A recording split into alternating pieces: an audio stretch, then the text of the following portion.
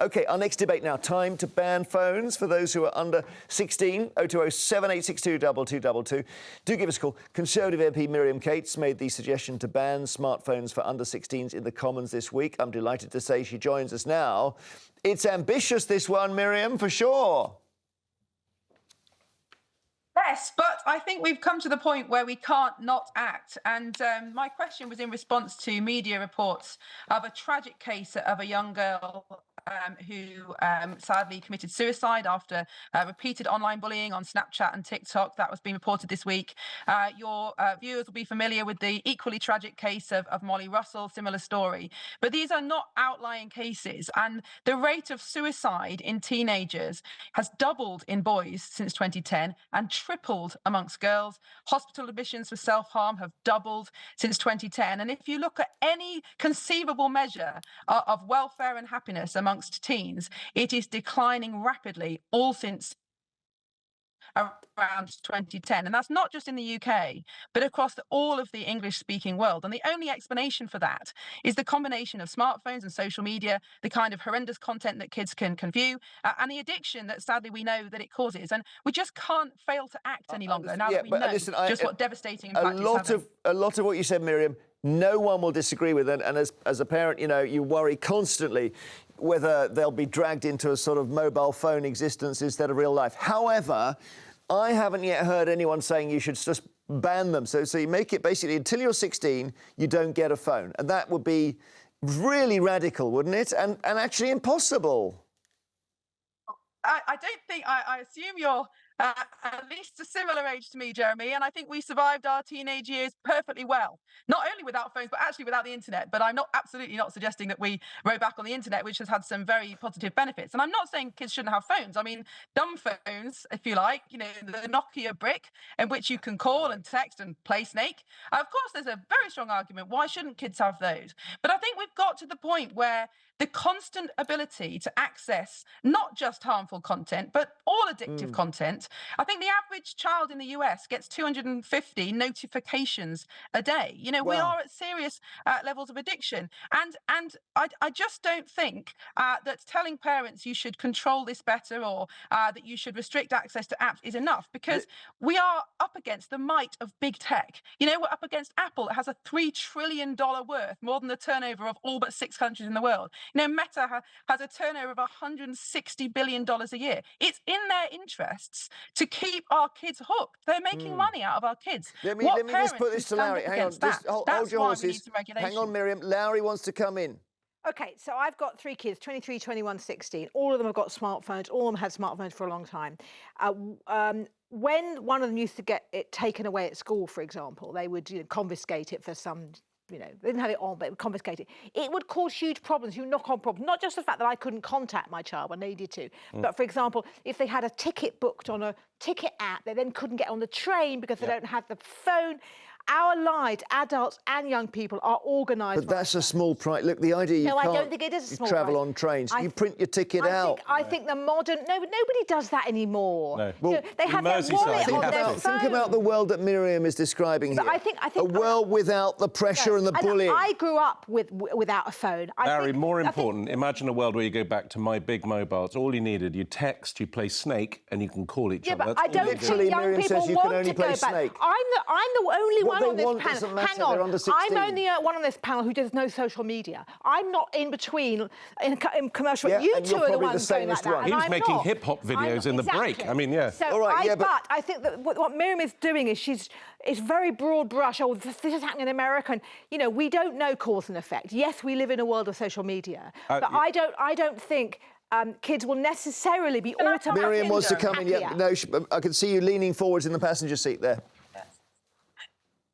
We do know the cause and effect. I mean, it's absolutely unarguable. If you look at the charts of teen admission for suicide attempts, teen admission for self-harm, reporting of serious psychological distress, addiction to pornography, child-on-child sexual abuse, all of these horrific things have rocketed since 2010 across the English-speaking world, and they're all continuing to go up. Correlation is not causation, so, you know. It isn't, but given that it's in all those countries, and that it coincides with the rise of the smartphone and social media. It's very, very difficult Dom wants to to come in. argue otherwise. Dom, and hang on, Miriam, we'll give you a shout. Let's get Dom. You know, as someone with kids and with a sort of mobile phone background, I do sort of agree with Miriam, but I think the problem is it's a bit King Canute trying to stop the waves of science. I mean, That's a different argument that it's impossible. That was what Anne Widdecombe said yesterday. It can't be done. It can't be done, but also I do totally agree with Lowri that our world, I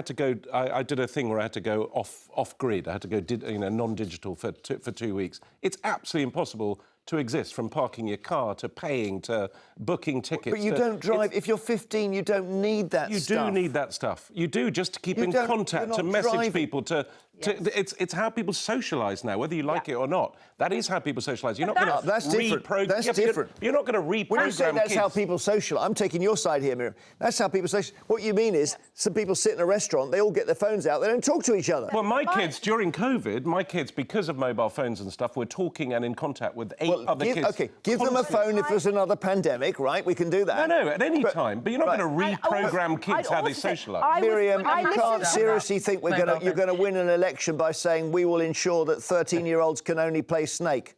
Snake was good, though. Well, the Snake was good. Well, I mean, who knows? I'm not really interested in this as an election-winning policy. I'm interested in protecting children. And when it was discovered, when it became broadly understood what was going on with children being sent down the mines, children as young as 4 and 5, people said we could never do it. We could never ban children from going down mines, but we did. But Parliament responded. And, you know, when child prostitution was discovered in Victorian England, we said, we could never ban that. Well, maybe it's going to be difficult, and I don't doubt can't stop children going down mines.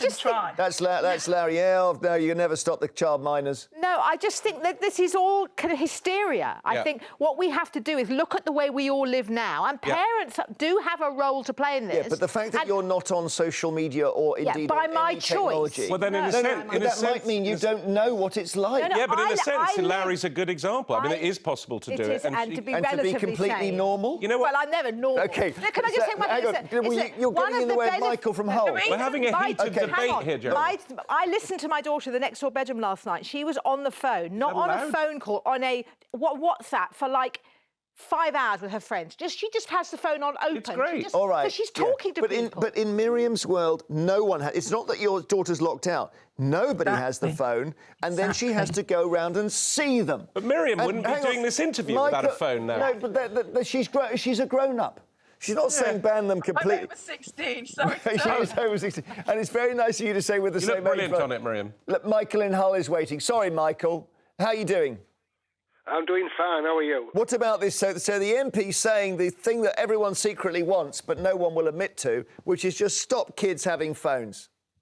No, well, my 3 grandkids go to secondary school, and they have to have a mobile phone to get their homework set on it. To get their what? Homework. Or do you use paper? No. Paper's so old school. It's a very good point. It's set on the mobile phones, so they have to have one. OK, Miriam, that's it. It's like the old collapse the stout party, isn't it? That's the first call we've had, and it's the end of the idea.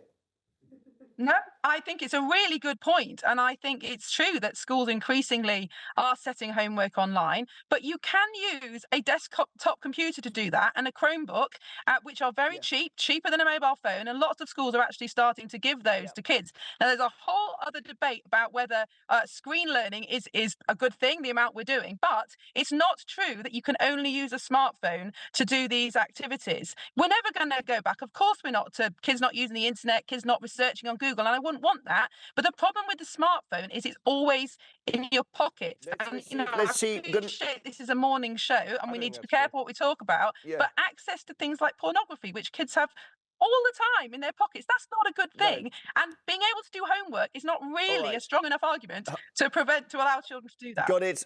Michael, thank you. So that's 50-50. Holly in London, what do you think? I don't think we should ban the phones. I think it's the apps like TikTok, Snapchat, because kids like my daughter... your social media ones, all the ones we advertise that we're on the shows on, the Facebook and the Instagram and the... Yeah. You've got to stop making your ads for them. Yeah, well, no, but it's for kids, right? So you would just stop those apps, would you, Holly? Yeah, because I know my daughter, when we were younger, we were more stronger and tougher, like more streetwise. So like we would go to our friend's house for hours with no phone, wouldn't we? But You would talk to each other. What? What do you mean? What, face to face? I mean, what's that like?